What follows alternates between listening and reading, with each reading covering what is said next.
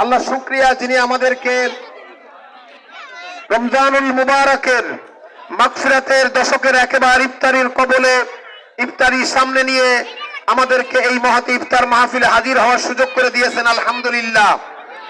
সালাত ও সালাম বিশ্ব মানবতার মুক্তির দিশারি জনাবে মুহাম্মদুর রাসূলুল্লাহ সাল্লাল্লাহু আলাইহি ওয়াসাল্লামের উপরে। সবাই বলি সাল্লাল্লাহু আলাইহি ওয়াসাল্লাম।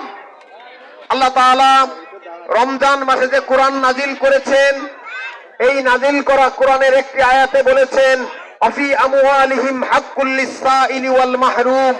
وقال رسول الله صلى الله عليه وسلم تؤخذ من أغنيائهم فترد على فقرائهم।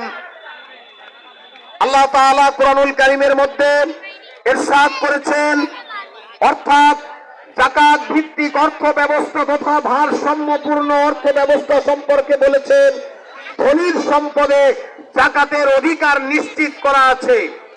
অর্থাৎ আমরা যে যাকাতের কথা বলি, এই যাকাত হলো ইসলামের তৃতীয় বুনিয়াদ। প্রথম বুনিয়াদ হলো কালিমা, দ্বিতীয় বুনিয়াদ বা ভিত্তি হলো